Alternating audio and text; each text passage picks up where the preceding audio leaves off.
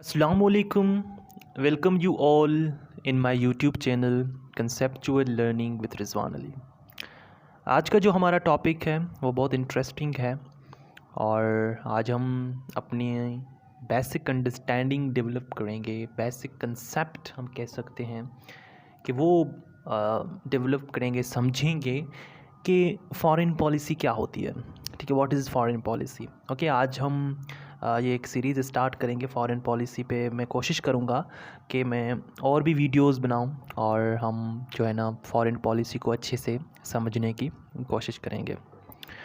तो आज इंट्रोडक्शन है फॉरेन पॉलिसी का और उसके साथ साथ कुछ डेफिनेशंस भी हैं जो रेनाउंड थिंकर ने दी हैं। सो फॉरेन पॉलिसी को समझने से पहले हमें पहले ये समझना होगा कि फ़ॉरेन पॉलिसी एक रियासत के लिए क्यों इतनी अहमियत की हामिल होती है। सबसे पहले तो ये फ़ॉरेन पॉलिसी ने खुद को इवॉल्व किया है, क्योंकि जो पहले फ़ॉरेन पॉलिसीज़ हुआ करती थी हमारी, वो फ़ॉरेन पॉलिसी इंडिपेंडेंट भी हुआ करती थी, बट वो फॉरेन पॉलिसी मोटिवेटेड होती थी आपकी इम्पेरियलिस्टिक जो भी आपकी हुकूमतें थी, क्योंकि पहले तो मोनार्की थी। और मैं बात कर रहा हूँ पहले जब एक रियासत, पहली रियासत जो वजूद में आती है, तो उस रियासत ने भी किसी न किसी कम्युनिटी से, जैसे कि पहले ग्रीक में कॉन्सेप्ट था सिटी स्टेट का, तो वो जो रियासतें थी वो भी इन अ लार्जर स्पेक्ट्रम हम नहीं कह सकते, but in a similar spectrum वो एक दूसरे से ताल्लुकात रखती थी। ठीक है, और अगर हम इन्हें सिंपल लैंग्वेज में समझना चाहें तो हम इसे ये समझ सकते हैं कि आप अपना ही मिसाल ले सकते हैं। ठीक है, आप कई ऐसी चीज़ों में खुद कफ़ील नहीं हो। ठीक है, आप अपना एक मिसाल लो, समझो तो आप एक रियासत हो। ठीक है, तो आप कई ऐसी चीज़ें होंगी जिसमें आप सेल्फ़ सफिशिएंट नहीं होंगे, यानी कि आप कई ऐसी ये तो एक अमूमन कहते हैं ना कि नो वन इज़ परफेक्ट, कोई भी परफेक्ट नहीं है। तो ये हम सेम अप्लाई कर सकते हैं रियासत पे। अभी तो ज़ाहिरी बात है, हम एक ऐसी दुनिया में रह रहे हैं जो टेक्नोलॉजिकल दुनिया है और हम इसे ग्लोबल विलेज भी कहते हैं।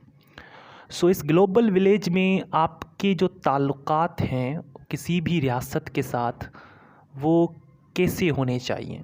ठीक है, और इसमें जो हम आगे जाके जब हम डिटर्मिनेंट पढ़ेंगे फॉरेन पॉलिसी के, तो फिर हमारा जो कंसेप्ट है वो ब्रॉडली हम उसे अंडरस्टैंड कर सकेंगे। आज क्योंकि इंट्रोडक्शन है, तो इंट्रोडक्शन पहले है, तो मैं पढ़ता हूँ इंट्रोडक्शन।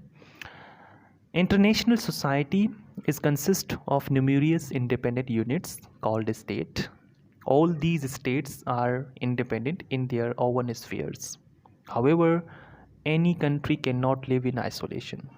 ठीक है, इट्स यहाँ पर इट होगा, ठीक है, इट्स नहीं होगा। It needs interaction, this is in typing mistake. It needs interaction with other states out of sheer necessities. The states involved themselves in international relation with systematic as well as defined principle. The process, the dealing, the interaction of a state in world system is called foreign policy. उसको हम foreign policy कहते हैं। ठीक है, उसके बाद हम आते हैं फेमस डेफिनेशंस। अब जाहिर बात है आपको बहुत सी डेफिनेशंस मिल जाएंगी बुक्स में, इंटरनेट पे, गूगल पे, बट जो मैंने ये सिलेक्ट की है डेफिनेशन, ये बहुत रेनाउंड डेफिनेशंस हैं और ये वेल एक्सेप्टेड डेफिनेशंस हैं और बहुत सिंपल डेफिनेशंस हैं। और आप अगर आप इन्हें अच्छे से पढ़ोगे और आप अगर इन्हें आप याद कर लोगे तो ये भी आपके लिए अच्छा होगा। सो पहली जो डेफिनेशन है, ठीक है, वो डेफिनेशन दी है फ्लिक्स ग्रॉस ने। ठीक है, फ्लिक ग्रॉस एक पॉलिश अमेरिकन, हम कह सकते हैं पॉलिश अमेरिकन, एक कह सकते हैं कि फ़िलासफ़र तो नहीं कह सकते, उसे एक पॉलिटिशियंस थे और बहुत रिनाउंड पॉलिटिशियंस थे। उनकी यानी कि उस जो इंटरनेशनल रिलेशन है उसमें उसको बहुत ज़्यादा एक्सपर्टी हासिल थी, या वो एक्सपर्ट थे इन इंटरनेशनल रिलेशंस।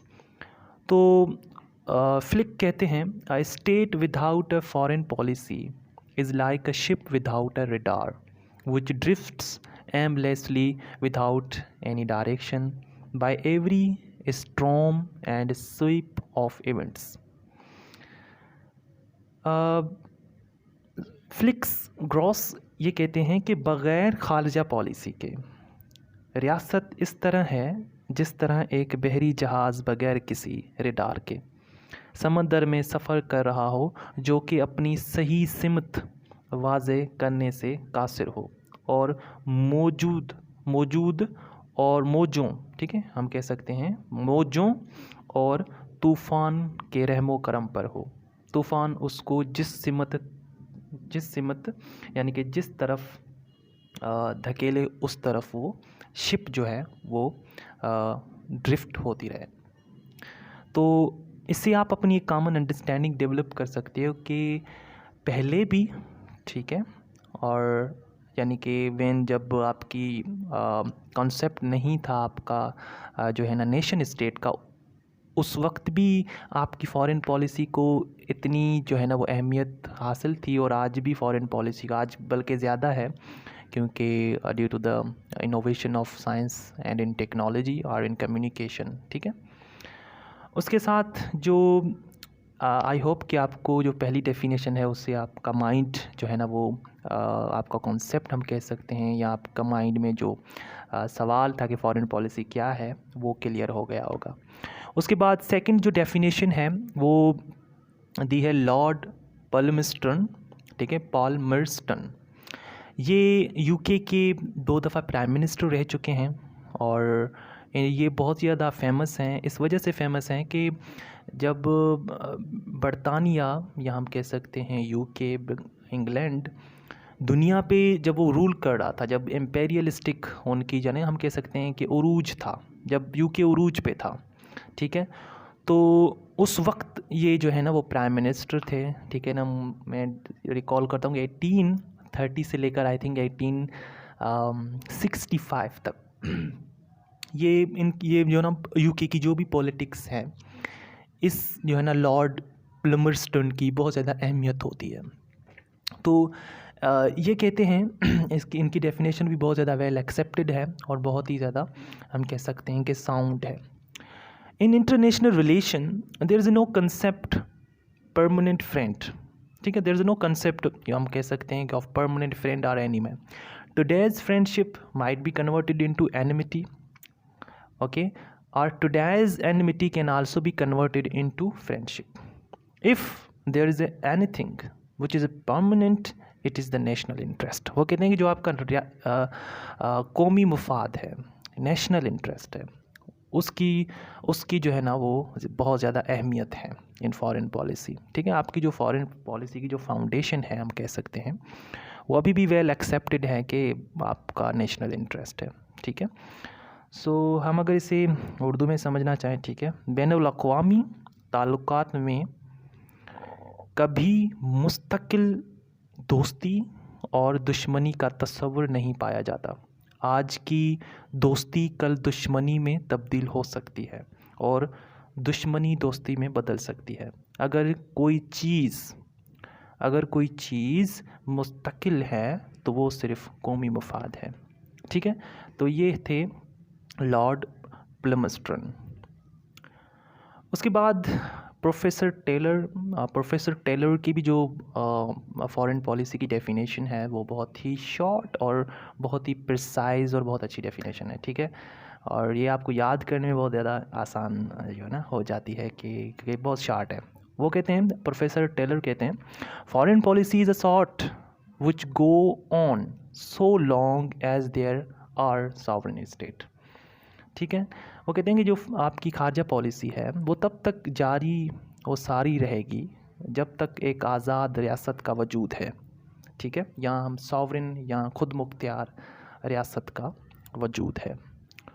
उसके बाद लास्ट हैं जॉर्ज मिडल्स्की की भी डेफिनेशन बहुत ही साउंड है रिगार्डिंग द फॉरेन पॉलिसी। वो कहते हैं foreign policy is the systematic activities, foreign policy is the systematic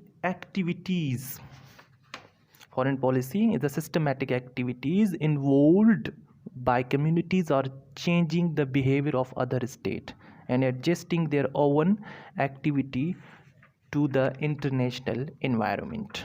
YouTube की उर्दू में मीनिंग होगी, खारजा पॉलिसी सरगर्मियों का वो निज़ाम है जिससे गिरोह दूसरी रियासतों की सलूक को तब्दील करते हैं या अपनी सरगर्मियों को बैनुल अक़वामी माहौल के मुताबिक ढालते हैं। सो ये थी डेफिनेशंस जो रिनाउंड फ़िलासफ़र ने किस तरीके से फॉरेन पॉलिसी को डिफ़ाइन किया है। आई होप आपने एंजॉय किया होगा। And for more videos you have need to like my videos and share my video with your friends ताकि उनका भी कॉन्सेप्ट क्लियर हो सके। So thank you so much for watching. Hopefully that next video जो हमारी होगी वो होगी determinant of foreign policy. So inshallah, see you soon. Thank you so much for watching. Thank you.